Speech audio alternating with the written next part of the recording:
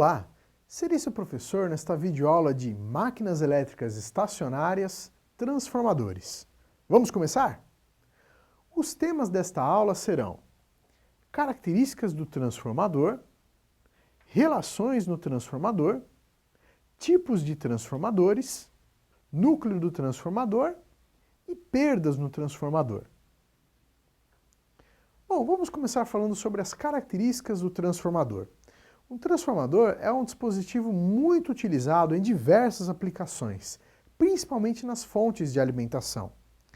A característica dele significa ele ter uma bobina que nós chamamos de primário, que recebe uma tensão primária, e ter uma outra bobina que nós chamamos de secundário.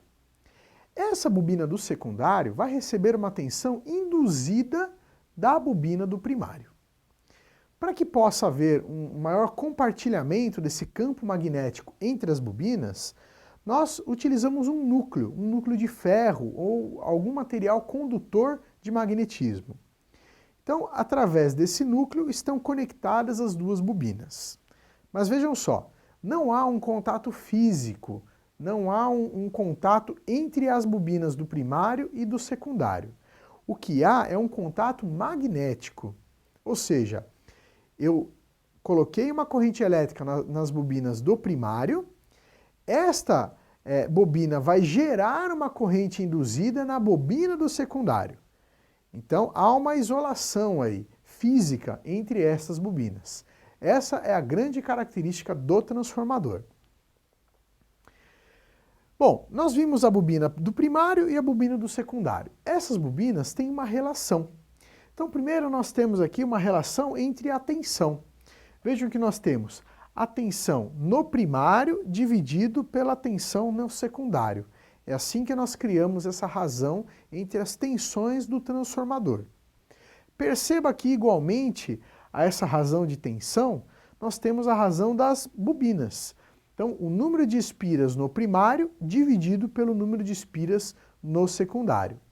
É muito importante esta relação, porque a partir do número de espiras e um dos valores de tensão, você consegue chegar ao outro valor de tensão utilizando uma regra de 3.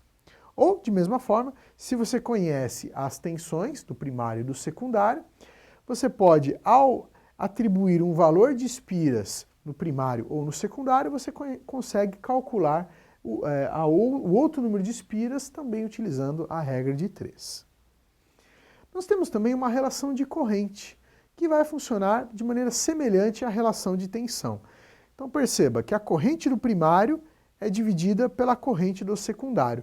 Cria-se aí uma relação de correntes, que é proporcional à relação do número de espiras. Mas na realidade inversamente proporcional, né? Agora nós temos o número de espiras do secundário dividido pelo número de espiras do primário. De mesma forma aqui, nós podemos utilizar a regra de 3 para determinar qualquer um desses valores. Vamos ver agora os tipos de transformadores. Basicamente são 3 tipos, os mais usuais. Nós temos o transformador rebaixador, que tem como característica uma entrada de tensão no primário e a tensão no secundário deve ser menor do que a tensão do primário. Por isso ele é chamado rebaixador. Então, se eu tenho uma tensão no meu primário de 220 volts, no meu secundário eu tenho que ter uma tensão abaixo dos 220, por exemplo, 24 volts. Esse é um transformador rebaixador muito utilizado na eletrônica, nas fontes de alimentação. Depois nós temos o transformador elevador. É o processo inverso. Eu tenho o valor de tensão no meu primário e o valor de tensão do secundário tem que ser maior. Por exemplo, eu entro com 127 volts no meu primário e no meu secundário eu tenho 220 volts. Então aí é um transformador elevador. E nós temos ainda o transformador isolador. No transformador isolador, as tensões do primário e secundário são idênticas. Existe apenas uma isolação entre as duas redes que estão conectados no primário e no secundário. Existem outros tipos de transformadores, mas esses são os principais e os mais utilizados. Agora nós vamos falar sobre o núcleo do transformador.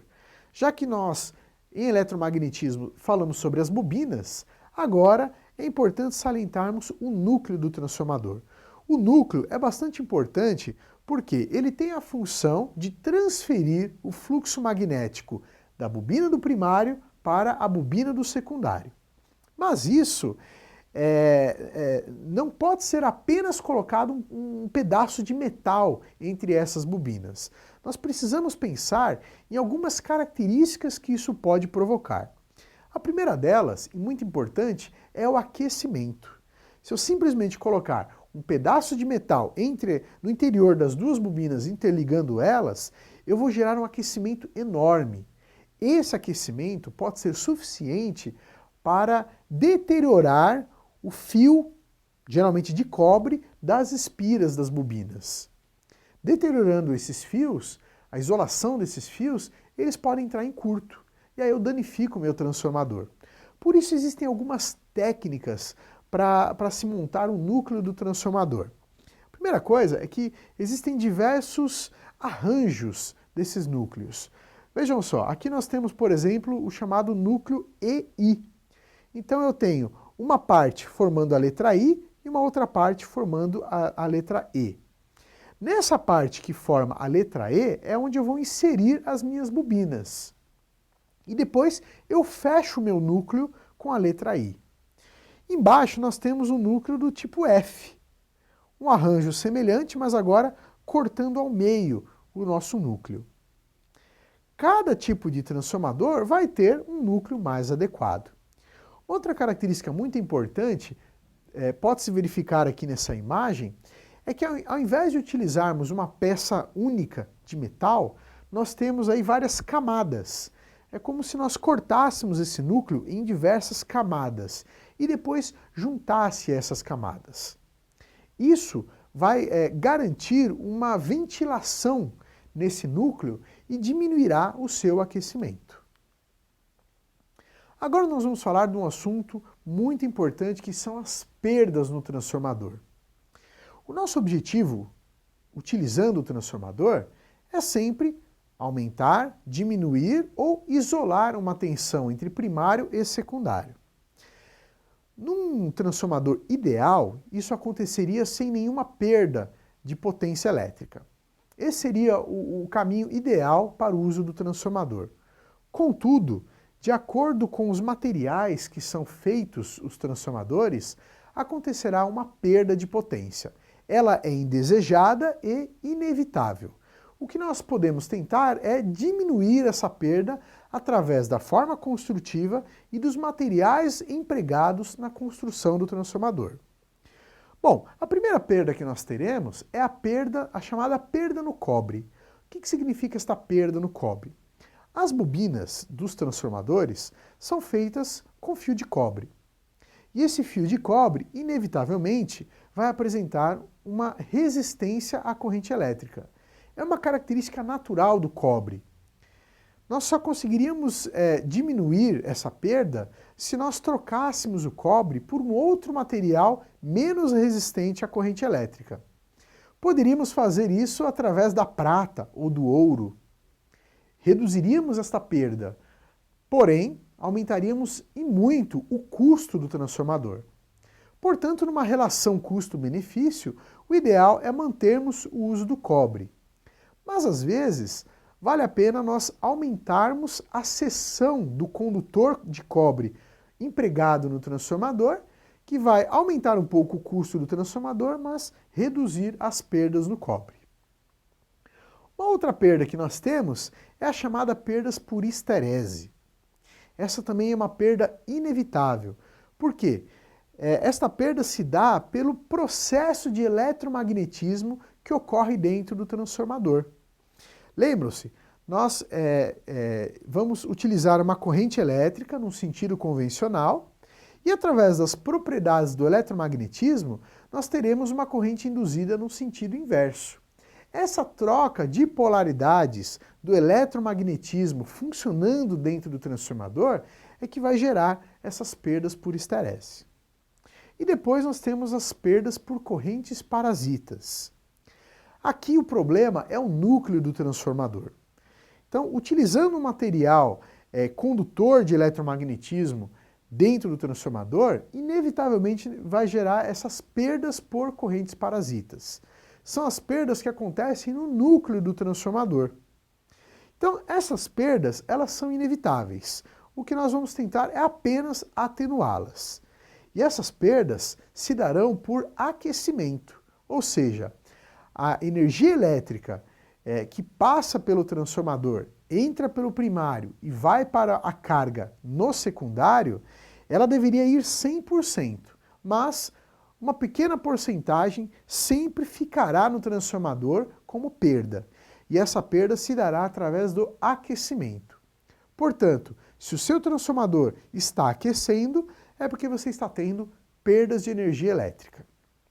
Nós temos que tomar muito cuidado para que essas perdas estejam em níveis controlados. Por quê? Se essas perdas aumentarem, proporcionalmente aumentará o aquecimento do transformador. E aumentando o aquecimento do transformador, ele pode queimá-lo. Nós separamos um link para você conhecer mais sobre o assunto dessa videoaula.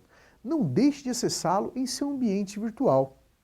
Neste caso, o link separado para vocês é de um vídeo que fala como funciona o transformador. E vai ser bastante interessante para você verificar como ele funciona, esse processo de eletromagnetismo dentro do transformador. Espero que vocês gostem. Bom, pessoal, espero que esteja claro o assunto máquinas elétricas estacionárias, transformadores. Caso ainda fique alguma dúvida, assista novamente esta videoaula. Até a próxima!